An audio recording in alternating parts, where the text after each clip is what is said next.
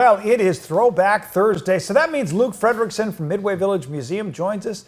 Good morning, Luke. Good morning to you. All right, let's talk about Life magazine. It was a huge publication back in the 30s and 40s, and they actually did a segment on Rockford in 1949. 1949, yes, exactly. A sociologist and a group of his researchers from the University of Chicago wanted to explore what life was like in the post-war era in the U.S., and they chose Rockford as the most prototypical city of that type at the time. And as we talked about a few weeks ago, Rockford mobilized to fight World War II with their machine tool industries, and they came out of World War II well positioned to take advantage of the post-war boom.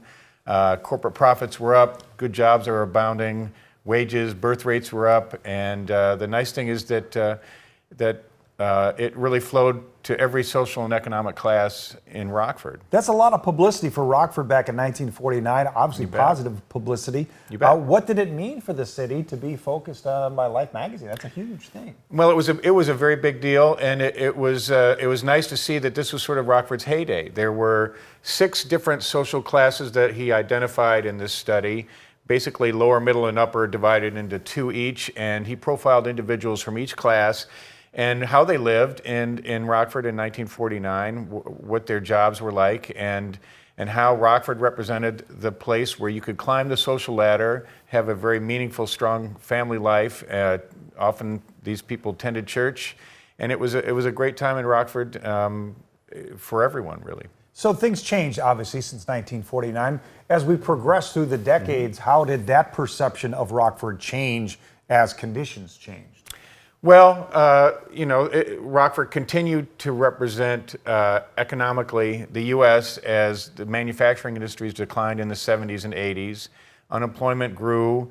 As we know in Rockford in particular, we've talked about on other topics, the tollway moved to the far east side of town in the 50s.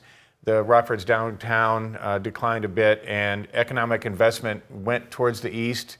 Rock Valley College, St. Anthony Hospital, Rockford University, the Cherryvale Mall. Things became a little bit difficult in Rockford in the downtown area, and the west side stopped getting nearly as much economic investment as well. So we see kind of today we're living in the after effects of that. Yeah, it was a simpler time, obviously. It was a smaller area for, like you mentioned, the west side was vibrant back then. Yes, it sure was. Downtown was incredibly booming. And it's when the era when my parents grew up, maybe your parents too, and they described Rockford as the perfect place to grow up, and downtown was fun.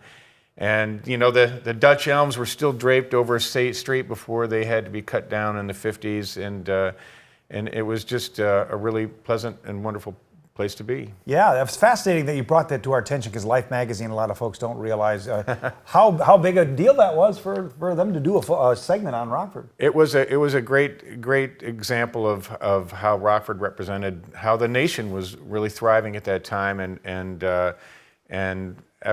economic prospects were good for everybody. It was a nice time to be here in Rockford. All right, well said. Thank you, Luke, for your visit. We'll see you again next Thursday. Absolutely. Hit the golf course. Not today because it's raining. I'm going to be in the yard. You're going to be in the yard. Okay, all right. Don't ask me to come over and do yard work. I don't do that. But thank you, Luke. We'll see you. Oh, he's disappointed now. We'll be back. We'll take a look at the weather forecast as you look at the Rock River. That is, of course, the Forest City. Stay with us.